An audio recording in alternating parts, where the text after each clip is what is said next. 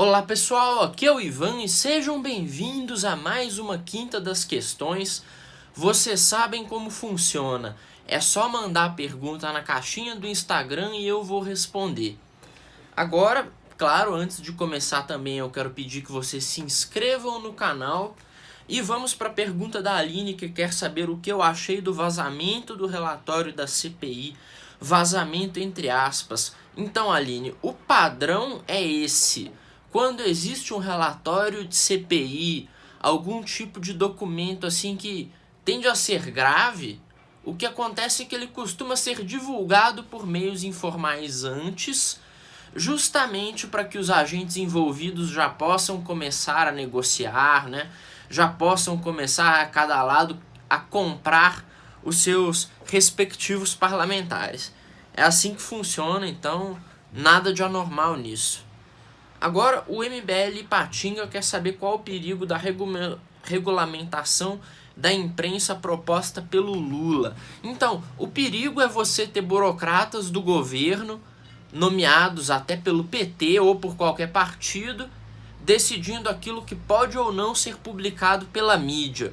Nós já temos lei para punir difamação, calúnia, né? Já temos o direito de resposta. Então a regulação da mídia que é proposta pelo PT é só um esquema torpe para controlar a comunicação do povo.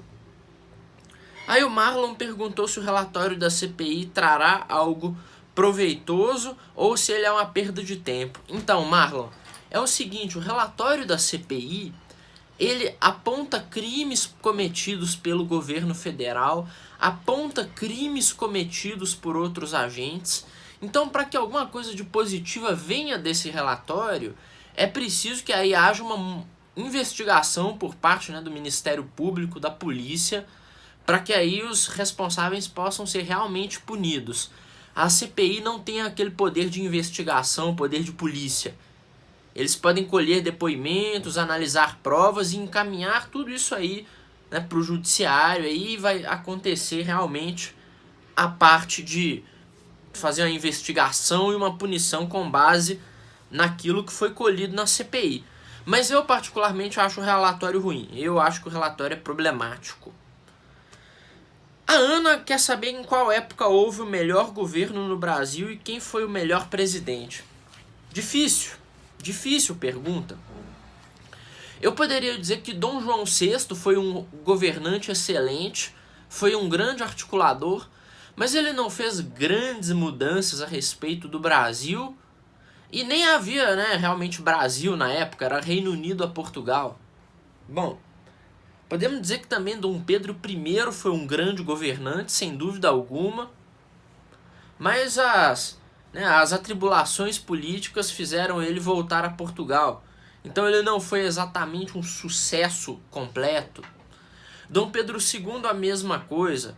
Houve inclusive a Guerra do Paraguai, que acabou sendo um grande fiasco no fim das contas, né, se computarmos tudo que aconteceu. Então, talvez se formos ver os presidentes mais modernos, o que eu acho que passa melhor pela história é o Itamar Franco, que assumiu depois do impeachment do Collor. Ele foi um bom presidente, fez um governo de transição relativamente tranquilo e colocou o plano real para rodar, resolveu o problema da inflação. Então, sim, Itamar Franco foi um ótimo presidente. Agora o Vitor perguntou por que nunca responde as minhas perguntas. Vitor, tu é burro ou se faz? Porque eu respondo sempre todas as suas perguntas. Bom, agora temos, deixa eu ver. O Guilherme Brunstein quer saber o que eu acho do anarcocapitalismo e por que ele é a resposta ética para tudo. Ah, Guilherme, eu acho o anarcocapitalismo legalzão, né? A resposta ética para tudo. O problema é a fanbase, né? Por que todo mundo que é anarcocapitalista é retardado? Esse é o problema. Pô, anarcocapitalismo, legal. Você vai ver, tem lá o Paulo Cogos junto com a turma. Não dá pra levar a sério. Não dá. É um desserviço. É um desserviço total. E até porque a maioria dos anarcocapitalistas viraram gados hoje em dia, né? Acreditam que o Bolsonaro combate o globalismo e o expansionismo chinês. Não poderiam estar mais errados. e ser mais idiotas, não é mesmo? E falando em, né, coisa maluca, tem o Nossos Hunters que pediu pra eu cantar uma música pra gente ver se a minha voz é boa pra campanha. Então, parceiro, sorte que eleição não é concurso de canto, né? Porque senão eu não virava nem síndico de prédio. E aí a Ana Oliveira, perguntou qual o exemplo mais óbvio que a liberdade funciona. Então, Ana, você pediu um exemplo de país ou governo. Eu poderia te falar que a Estônia está indo bem, que Botsuana está indo bem, que os Estados Unidos foram muito bem com medidas liberais. Mas vamos fazer uma coisa diferente. Vai na internet, pesquisa ranking de facilidade de fazer negócios e IDH, Índice de Desenvolvimento Humano e Facilidade de Fazer Negócios. Pesquisa esses dois índices e vê se os países que ocupam as posições mais altas não são semelhantes entre um índice e outro. Ou seja, países onde é mais fácil empreender e fazer negócio, também existe um maior índice de desenvolvimento humano. Vai na internet e verifica isso. Você vai perceber como é que isso funciona. Aí veio outro inimputável, o Armando perguntou: você e o MBL vão apoiar o Eduardo Leite como terceira via? Olha, contra o Bolsonaro e o Lula, eu só não voto no Ciro Gomes. Voto no Eduardo Leite, voto no João Dória, voto em qualquer mala desses. Mas fazer campanha? Não, eu não vou fazer campanha para o Eduardo Leite, a não ser que me paguem. A não ser que me deem dinheiro, né?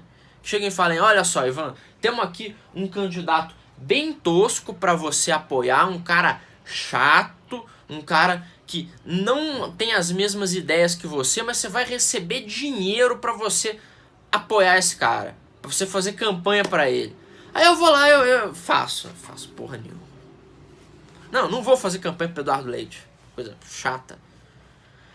O Gabriel quer saber se as cruzadas tiveram um balanço positivo ou negativo. Então, Gabriel, as cruzadas tiveram sem dúvida um balanço positivo. Movimentos como a reconquista da Península Ibérica foram extremamente importantes para o desenvolvimento do Ocidente, para o desenvolvimento da civilização. A tomada de terras no Oriente Médio, infelizmente, não conseguiu se consolidar. Acabou que quem levou a melhor no longo prazo foram os muçulmanos, isso é um grande problema.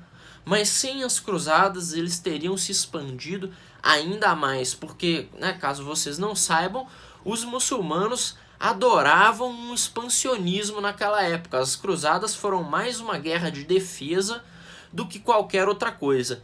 Mas existe um problema aqui no Ocidente, um output muito errado das cruzadas aqui no Ocidente, que é um sentimento de culpa que as gerações atuais estão demonstrando em relação às cruzadas, em relação à colonização, que é uma coisa muito proveitosa, né? Proveitosa para os orientais que querem nos destruir. Por causa do seguinte: enquanto lá no Oriente Médio eles ainda glorificam os heróis das cruzadas, aqui surgiu um movimento estúpido de tratar todos os nossos heróis como se fossem bandidos facínoras. Enquanto lá na Turquia, lá na Síria, o pessoal gosta do Saladino, aqui o pessoal odeia os reis cruzados, odeia o Papa Urbano II, odeia todo mundo, porque surgiu essa mania doentia aqui no Ocidente, de que tudo tem que ser inclusivo, que homem tem que sair usando saia, e que a gente tem que achar todas as culturas bonitinhas. Bom, eu só acho bonitinha a cultura onde tem liberdade de expressão e mulher é juridicamente igual a homem. O resto das culturas que não são assim, pra mim, podem sumir da face da terra. Sendo sincero aqui, não valorizo em nada uma cultura onde não existe o valor da liberdade de expressão e onde mulheres e homens não são iguais perante a lei. Pronto, acabou. É isso. Não valorizo mesmo. Para mim são culturas, né, nojentas, culturas deploráveis. Inclusive, falando de cultura, vou fazer mais tarde um vídeo sobre o cancelamento do Curupira. Aí o Antônio quer saber se o Grêmio vai ser rebaixado. Vai sim, Antônio. Sei lá, não entendo nada de futebol. O Matheus quer saber como engajar as pessoas da minha faculdade no movimento liberal. Então, Matheus, manda os vídeos aqui do canal para essas pessoas. Mostra para elas o que está acontecendo. Eu estou sempre falando sobre notícia, explicando as coisas que estão acontecendo. Manda aqui os vídeos. E tem movimento liberal onde você mora? Tem um núcleo do MBL? Convida as pessoas para academia, faz a academia do MBL. Tenta engajar, chama as pessoas para participarem do núcleo do MBL, mostra que é legal. Mas não caia no erro de chamar as pessoas para aqueles pseudo-movimento liberais vagabundos que só atuam no meio acadêmico, fazendo grupelhos de estudo que não produzem nunca nada de útil. Não faça isso, não caia nesse erro. Aí o Paulo, não, aqui o Jean perguntou se eu já comi a moça gelada. Então, pessoal, eu achei perturbador isso, porque tem uma sobremesa chamada moça gelada, que é feita com leite moça.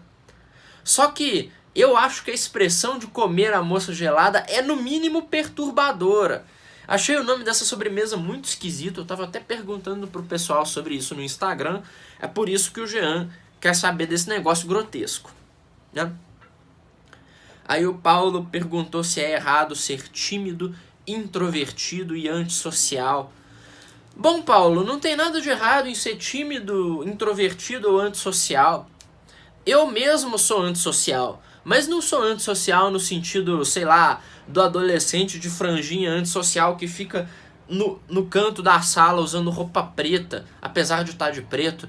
Eu sou mais antissocial no sentido daquela placa que às vezes tem no muro de uma casa escrito assim: cuidado, cão antissocial. Eu sigo mais essa linha da antissociedade. E o Paulo quer saber também se é errado não gostar de parentes. Mas Paulo, tá tudo bem contigo, cara? Então, tem nada de errado em não gostar de parente, não. Só não seja antissocial no sentido canino com eles, né? Não seja. E agora o Jean quer saber uma loja em São Paulo de bons charutos para iniciantes. Então, eu conheço uma tabacaria em São Paulo que eu já fui, chamada Caruso Lounge, que é muito boa, é chique, um lugar muito bacana, mas me chamou a atenção nessa sua pergunta esse negócio de charuto para iniciante. Inclusive eu vou, né, pedir para vocês se inscreverem no canal, porque essa é a última pergunta, e é o seguinte: não existe bem essa coisa de um charuto para iniciante. Todo charuto pode ser fumado por iniciante. Só tem as recomendações. Por exemplo, um charuto muito grande, com a bitola muito larga, vai demorar mais para fumar. E talvez você que nunca fumou ache a experiência ruim. Depois lá do segundo terço, se você ficar lá 2 horas com o charuto, você pode achar a experiência ruim, entende? Outra coisa, charutos extremamente baratos, feitos com capa de compensado, tabaco picado e etc. Isso aí não é nem para iniciante, nem para veterano, nem para intermediário. Isso aí não é para ninguém. Isso é para jogar fora. E também charutos extremamente caros, charutos de 600, de R$1.000, né, com envelhecimentos específicos e tal. Esse tipo de charuto, ele, se você for iniciante, você pode fumar ele numa boa, mas a questão é que você vai estar desperdiçando dinheiro, porque você ainda não tem a capacidade, você não tem o paladar treinado para perceber todos os sabores e as nuances desses tipos de tabaco. Então eu recomendo aqueles charutos menorzinhos, mais ou menos do tamanho, né, do tamanho assim de uma caneta, mais ou menos dessa largura, o Corona padrão, recomendo. E não compre porcaria só porque você é iniciante, beleza? Espero que vocês tenham gostado do vídeo. Deixa eu fazer esse controle funcionar. Um abraço a todos e até a próxima.